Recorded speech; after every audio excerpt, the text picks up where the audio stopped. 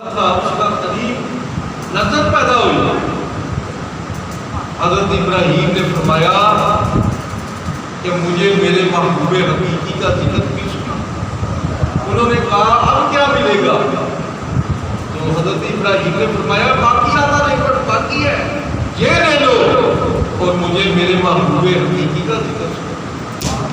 فرشتے پھر کہتے ہیں سبحان ذی الملک والملک سبحان ذی العزت والعظمت والہیبت والقدرت والکبریاء والجبروت سبحان الملک الحی الذی لا ینام ولا یموت سبوح قدوس ربنا ورب الملائکۃ والروح.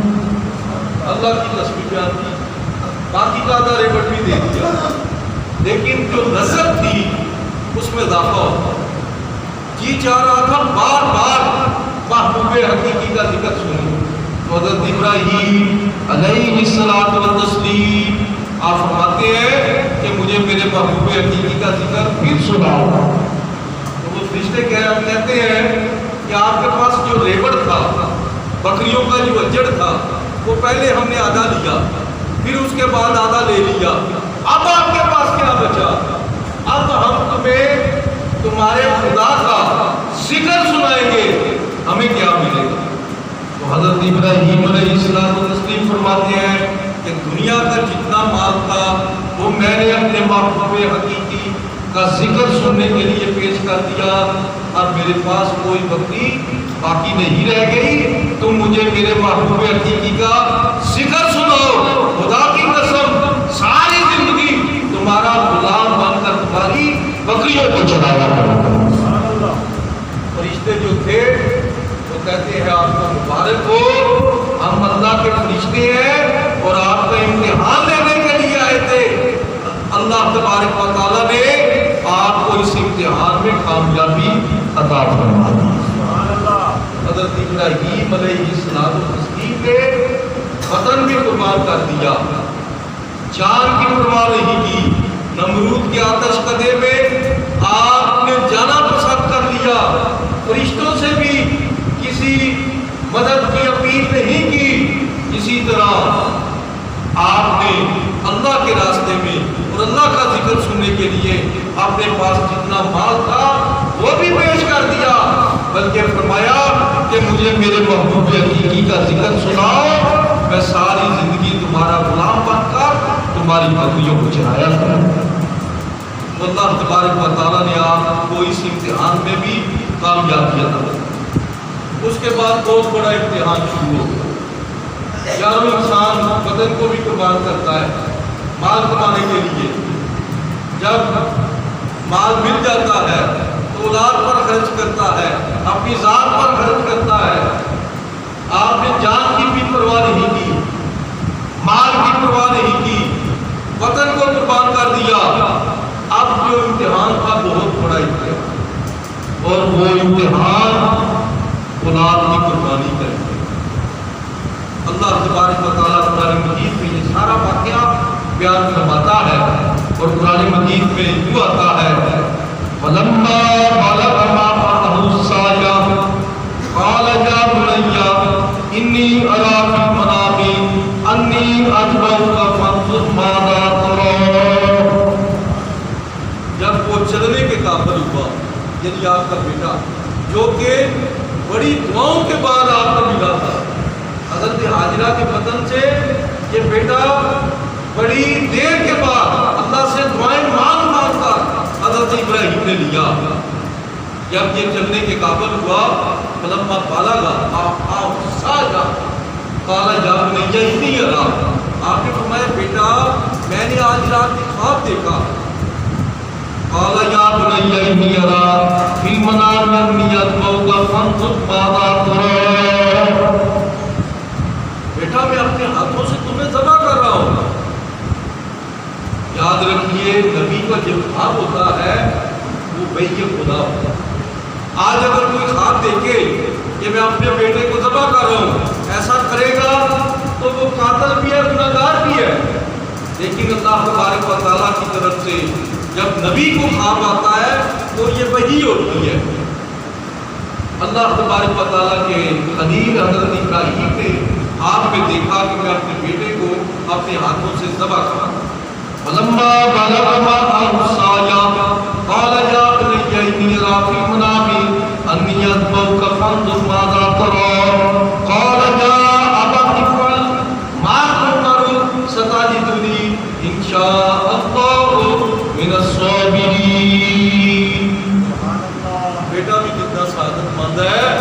وہ عرض کرتا ہے کہ ابا جان جو اللہ کی طرف سے حکم ہوا ہے اس کو کر گزریے, انشاءاللہ آپ مجھے صابروں میں پائیں. تو اقبال کو بھی کہنا پڑا یہ فیضان نظر تھا کیا کہ مکتب کی کرامت تھی. سکھائے کس نے اسماعیل کو آداب فرزندی, یہ کس نے سکھا دیا؟ یہ فیضان نظر تھا. یا کہ مکتب کہتے ہیں مدرسہ سکول, یا کہ مکتب کی کرامت تھی. سکھائے کس نے اسماعیل کو آداب فرزندی, یہ کس نے آداب سکھا دیے؟ یعنی حضرت ابراہیم بھی اللہ کے نبی تھے اور آپ کا بیٹا جو تھا وہ بھی اللہ کا نبی تھا. اور یہاں سے بھی ثابت ہوتا ہے اللہ کا نبی جو ہوتا ہے وہ پیدا ہوتے ہی نبی. آج یہ کہا جاتا ہے 40 سال آپ کو پتہ بھی نہیں تھا کہ میں نبی ہوں یا نبی نہیں ہوں. ارے نہیں, جو نبی ہوتا ہے وہ پیدا ہوتے ہی نبی ہوتا ہے. حضرت عیسیٰ علیہ السلام 4 دن کے ہیں, پنگوڑے میں ہے. حضرت مریم کے ہاں آپ کی ولادت ہوئی. حضرت مریم نے شادی نہیں کی تھی. لوگوں نے کہا تو ایسی نہ تھی, تمہارا خاندان ایسا نہ تھا, یہ بچہ کہاں سے آ گیا؟ تو اللہ تبارک و تعالیٰ کی بارگاہ میں عرض کی یا الہی یہ بچہ آ گیا, میں کیا جواب دوں؟ تو اللہ تبارک و تعالیٰ نے یہ ارشاد فرمایا کہ مریم گھبرانے کی کوئی ضرورت نہیں, اس بچے کی طرف اشارہ کر دینا, یہ بچہ جانے اور میں جاؤں. یاد رکھیے ایک ہے قانون قدرت, ایک ہے اظہار قدرت. قانون قدرت کیا ہے؟ ماں ہو باپ ہو, اللہ کا فضل ہو, بیٹا یا بیٹی پیدا ہو, یہ ایک قانون ہے. اظہار قدرت کیا ہے؟ ماں تو ہے باپ نہیں. حضرت عیسیٰ علیہ السلام کی ولادت ہوتی ہے, یہ اظہار قدرت ہے. اسی طرح نہ ماں ہے نہ باپ ہے.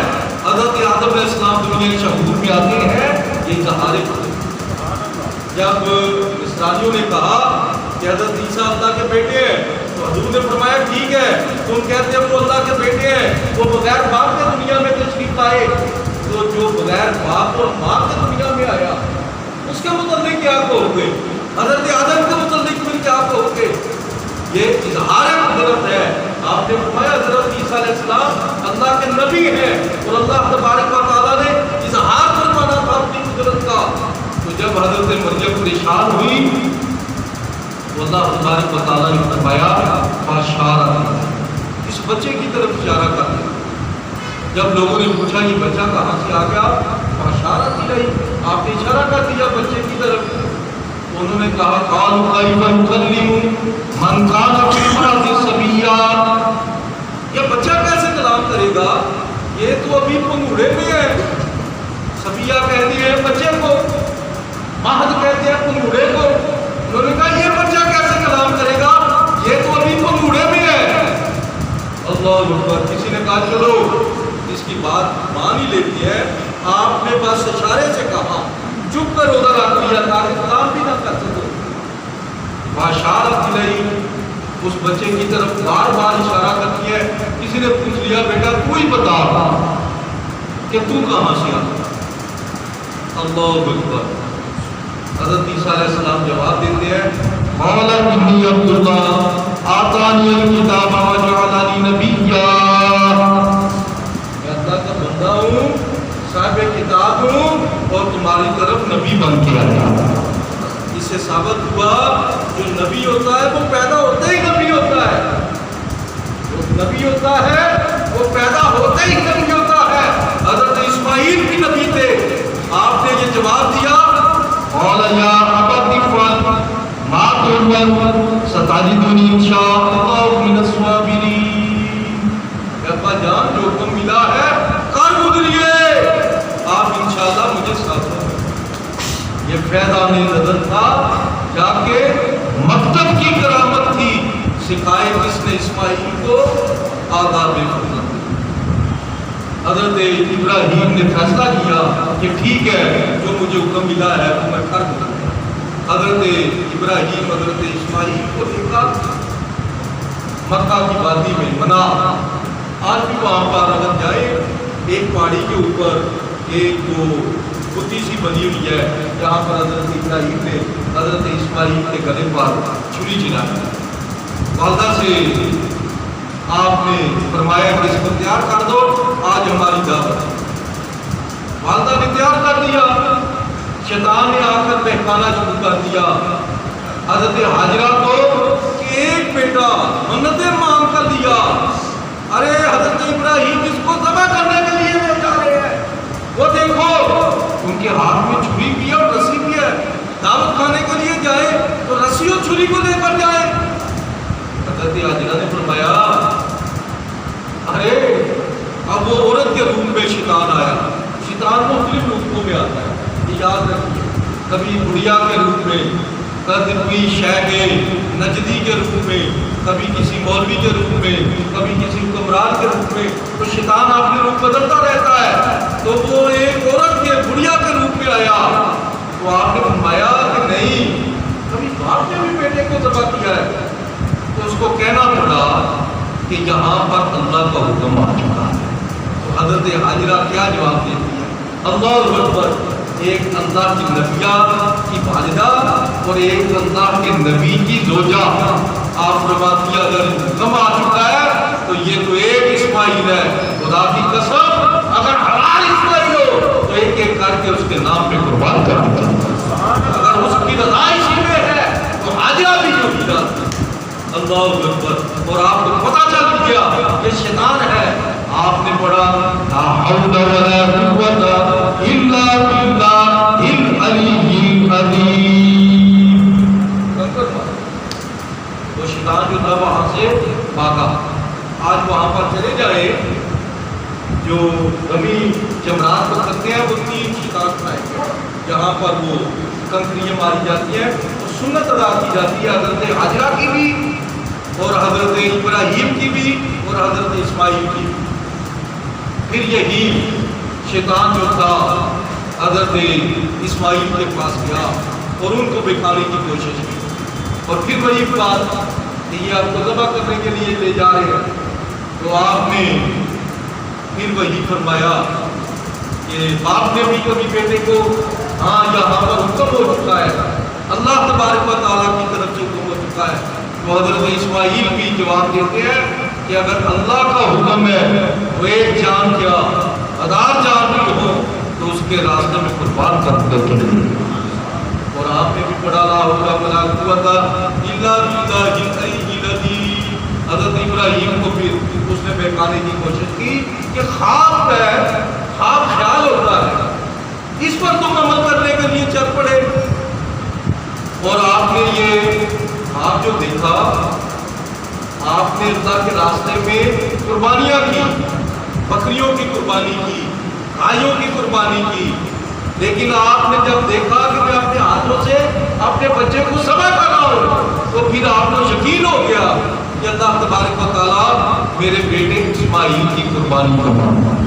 یاد رکھیے کیونکہ 8:15 ہو گئے ہیں، انشاءاللہ 8:30 بجے ہم نماز عید ادا کریں گے، کیونکہ آج موسم بھی تھوڑا سا آپ محسوس کر رہے ہیں کہ خراب ہے، لوگ تشریف لا رہے ہیں، اور الحمدللہ 8:30 بجے کا ٹائم ہے، اس پر ہم نماز عید ادا کرتے ہیں۔ عرض کیا کر رہا تھا کہ حضرت ابراہیم علیہ الصلوۃ والتسلیم آپ نے جب آپ کو ورگلانے کی کوشش کی اس نے، تو آپ نے بھی پڑھا لا حول ولا قوت الا باللہ العلی العظیم۔ اس شیطان کو آپ نے بتایا وہاں سے، اور پھر آپ نے یہ فرمایا بیٹا میں چاہتا ہوں جو میں نے خواب دیکھا اسے سچا کر دکھا۔ یہ فیضان نظر تھا یا کہ مکتب کی کرامت تھی، سکھائی جس نے اسماعیل کو آداب فرزندی، پہاڑی پر سے کیا ہوا بیٹا اسماعیل ادھر آؤ اور خدائے پاک کا کلام سن جاؤ۔ آج رات میں نے ایک خواب دیکھا ہے، کتاب زندگی کا ایک نرالا خواب دیکھا ہے کہ آج میں نے دیکھا ہے کہ اپنے ہاتھوں سے تمہیں ذبح کر رہا ہوں۔ تو بیٹے نے کہا کہ ابا جان آپ انشاءاللہ مجھے ساتھوں میں پائیں گے، اور عرض کی آپ میرے ہاتھ پاؤں باندھ مجھے پیشانی کے بل آپ لٹائیں، اور کہیں میرے تڑپنے کی وجہ سے آپ پر چھینٹے نہ پڑے، اور میرا خون آلود یہ کرتا جو ہے میری والدہ کو دکھانا تاکہ ان کو بھی صبر آ جائے۔ اللہ اکبر۔ اور حضرت ابراہیم علیہ السلام نے اپنے بیٹے کو ذبح کرنے کے لیے ان شرائط پر عمل کرتے ہوئے زمین پر رکھا۔ یاد رکھیے جب یہ بیٹا زمین پر لیٹا تو حضرت ابراہیم نے اپنی آنکھوں پر پٹی باندھی۔ بیٹے نے کہا کہیں آپ کا ہاتھ نہ رک جائے اور اللہ کا حکم ادھورا نہ رہ جائے۔ تو قرآن مجید میں اللہ تبارک و تعالیٰ ارشاد فرماتا ہے فلما بلغ معه السعي قال يا بني إني أرى في المنام أني أذبحك فانظر ماذا ترى قال يا أبت افعل ما تؤمر ستجدني إن شاء الله من الصابرين فلما أسلما وتله للجبين وناديناه أن يا إبراهيم قد صدقت الرؤيا إنا كذلك نجزي المحسنين۔ اسلامہ اس کا مطلب ہے دونوں مان گئے، بیٹا بھی مان گیا باپ بھی۔ یہ اسلامہ یہ اسلام سے ایجاد ہے۔ مسلمان کا مطلب ہے اللہ اور اللہ کے رسول کی بات کو ماننے والا۔ فلما اسلم وتلہ للجبین، اور جمین کی بل پچھانے کی بل آپ نے اس کو لٹا دیا۔ فلما اسلم وتلہ للجبین وَنَادَيْنَاهُ أَن يَا إِبْرَاهِيمُ قَدْ صَدَّقْتَ الرُّؤْيَا إِنَّا كَذَلِكَ نَجْزِي۔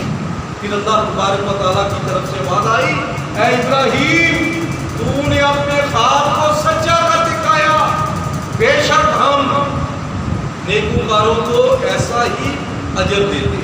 اور اجر کیا تھا وہ آپ سماعت فرما لیں۔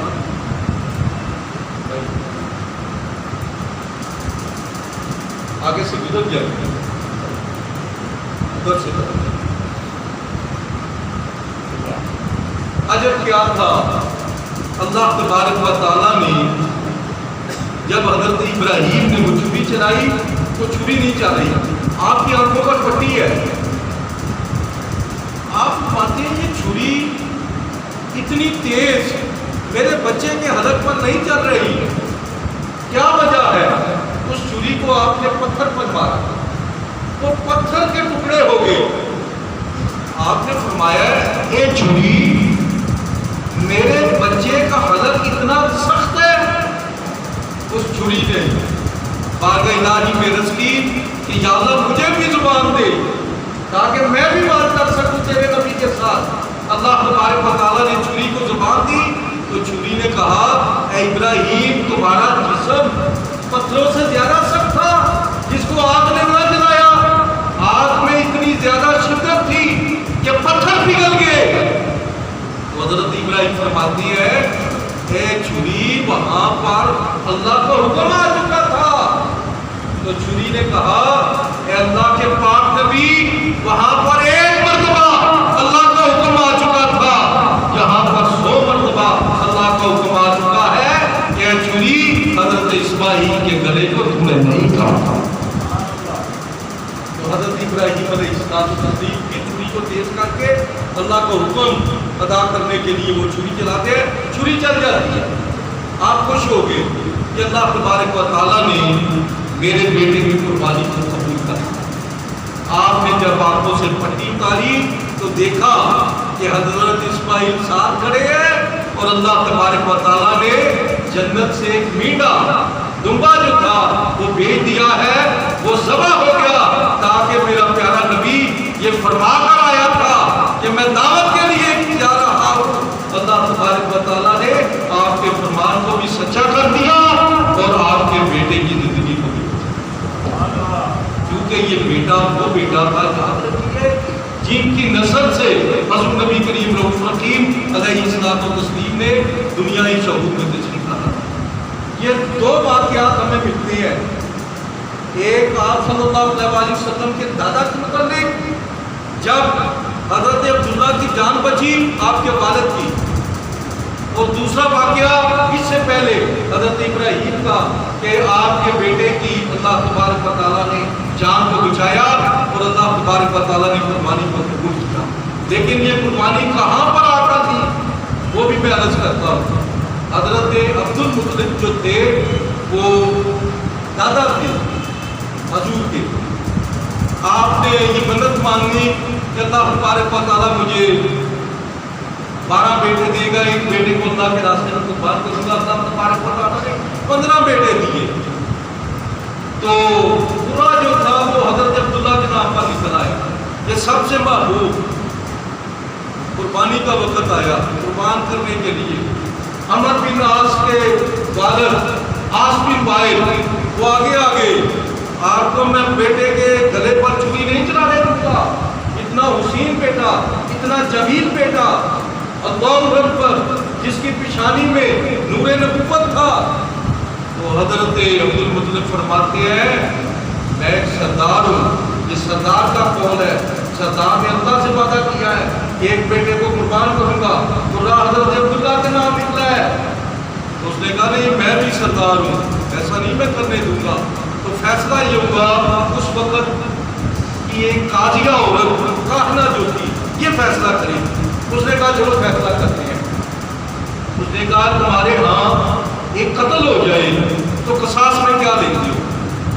تو حضرت عبد المطلب نے کہا 10 اونٹ۔ اس نے کہا 10 اونٹ ایک طرف رکھ لو، حضرت عبداللہ کو ایک طرف رکھ دو، فال نکالو، اگر حضرت عبداللہ کے نام نکلتی ہے تو 10 اونٹ ذبح نہ کرو، 10 اور بڑھا دو۔ اگر 20 اونٹ ہے، فال 20 اونٹ کے نام نکلتی ہے، 20 اونٹ ذبح کر دو۔ اگر 10 کے نام نکلتی ہے 10 اونٹ ذبح کر دو، حضرت عبداللہ کی جان بچا دو۔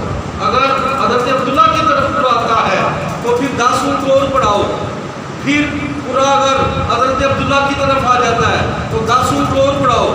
حضرت عبد المطلب کے پاس 100 اونٹ تھے۔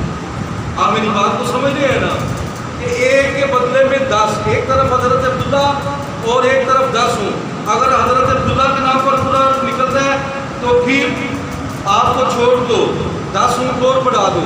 اگر 10 اونٹ کے نام پر پورا نکلتا ہے 10 اونٹ ذبح کر دو، حضرت عبداللہ کی جان بچا دو۔ لیکن یہ بار بار پورا ڈالو گے، اگر پورا حضرت عبداللہ کے نام پر نکلتا ہے 10 اونٹ بڑھاتے چلے جاؤ۔ حضرت عبد المطلب کے پاس 100 اونٹ تھے۔ آپ نے ایک طرف حضرت عبداللہ کو کھڑا کیا، ایک طرف 10 اونٹ پورا ڈالا، پورا حضرت عبداللہ کے نام پر۔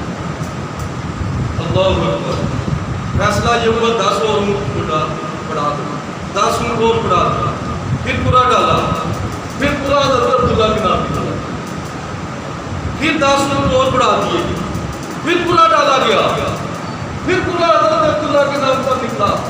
10 اونٹ کرتے کرتے 60 تک پہنچ گئے، سب پریشان ہو گئے کہ حضرت عبداللہ کے نام پر پورا نکلتا ہے۔ پھر یہاں پر کرتے کرتے 100 اونٹ تک چلا گیا یہ معاملہ۔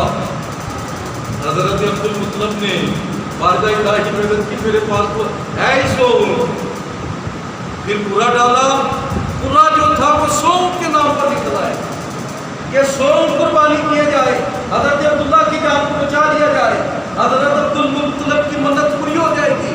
یہ کاہنہ نے فیصلہ کیا۔ آپ نے کہا نہیں، فال پھر ڈالے، فال پھر ڈالی گئی، وہ فال کا پورا جو تھا پھر 100 اونٹ کے نام پر۔ آپ نے فرمایا نہیں، تیسری مرتبہ پھر ڈالی جائے گی تاکہ پک ہو جائے، پھر فال ڈالی گئی، پورا جو تھا پھر وہ 100 اونٹ کے نام پر۔ حضرت عبد المطلب نے کہا اللہ کا یہی حکم ہے، 100 اونٹ جو تھے وہ قربان کیے گئے اور حضرت عبداللہ کی جان بچائی۔ یہ پہلی قربانی جو اللہ تبارک و تعالیٰ نے حضرت عبداللہ کی قبول فرما لی اور حضرت عبداللہ کو باقی رکھا۔ پھر حضرت اسماعیل کی قربانی، میٹھا جو تھا وہ جنت سے آ گیا اور اللہ تبارک و تعالیٰ نے اس قربانی کو بھی قبول فرمایا. فرمایا کہ اے ابراہیم تو نے اپنے خواب کو سچا کر دکھایا. قد صدقت الرؤیا انا کذالک نجزی المحسنین. ہم نیکوکاروں کو ایسا ہی بدلہ دیتے ہیں. اور پھر آگے کیا فرمایا اس قرآن مجید میں؟ یہ قابل غور بات ہے. آگے فرمایا قد صدقت الرؤیا انا کذالک نجزی المحسنین انا ھذا لہو الفلاح المبین وفدیناہ بذبح عظیم. اور اس کے بدلے میں ہم نے ذبح عظیم لے لیا. ذبح عظیم کیا وہ میڈا تھا؟ اور یارو بکرا جو تھا وہ حضرت اسماعیل کا نیب بدل ہو سکتا ہے. حضرت عبداللہ کے بدل میں 100 قربانی دیا گیا. اللہ تبارک و تعالیٰ فرماتا ہے کہ ہم نے ذبح عظیم دے دیا. اس سے مراد کیا ہے؟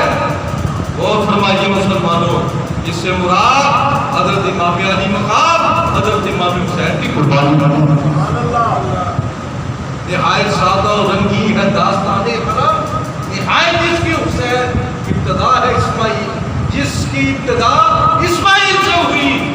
اس قربانی کی انتہا جو تھی وہ حضرت امام علی مقام حضرت امام حسین. تو یاد رکھیے اللہ تبارک و تعالیٰ نے حضرت عبداللہ کی جان کو بھی محفوظ فرمایا.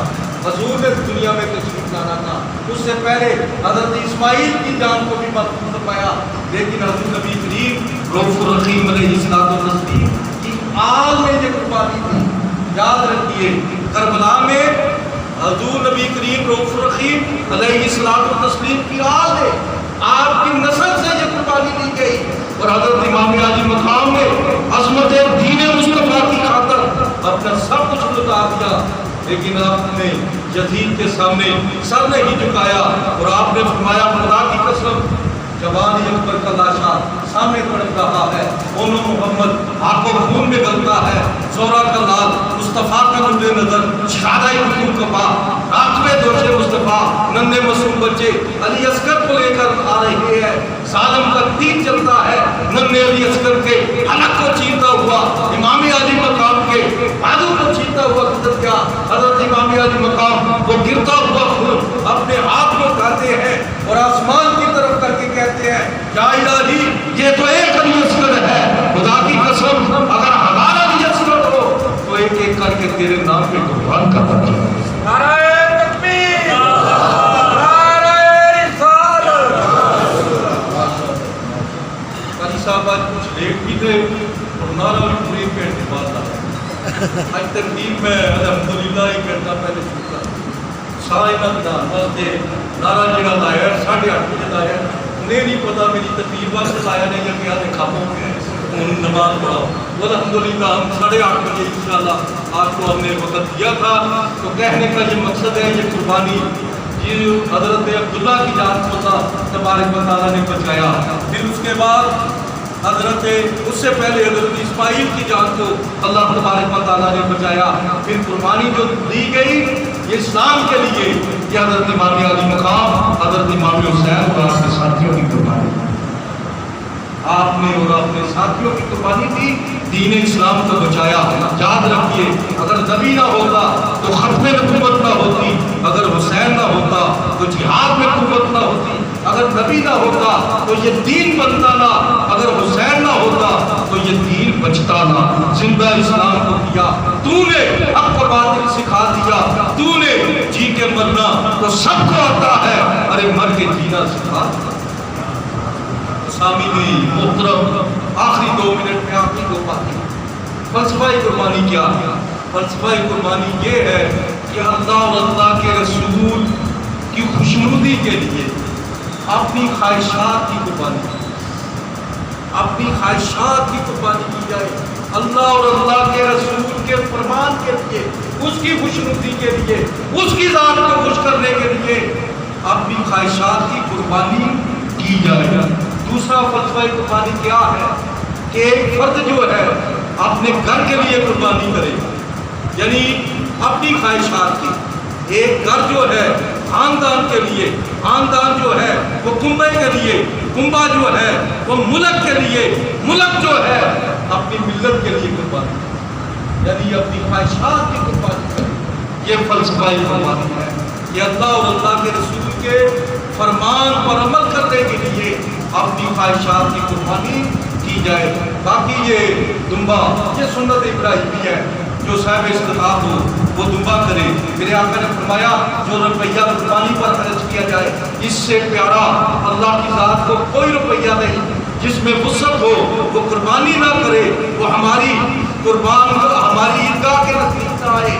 اور اللہ تبارک و تعالیٰ کے نزدیک اس سے پیارا عمل یوم النحر کے دن اور کوئی نہیں. وہ قربانی کا جانور قیامت کے دن آئے گا اپنی سینگوں کے ساتھ، اپنی اون کے ساتھ، اپنے کھروں کے ساتھ، اور خون کا پہلا قطرہ گرنے سے پہلے بارگاہ الہی میں قبول و منظور. لہذا اس کو خوش دلی سے کرو. جس نے خوش دلی سے طالب ثواب ہو کر قربانی کی، اللہ تبارک و تعالیٰ اس کو آتش جہنم سے روک دے. سامنے محترم، ادھر بھی 8:30 ادھر بھی 8:30 بجے کا آپ سے وعدہ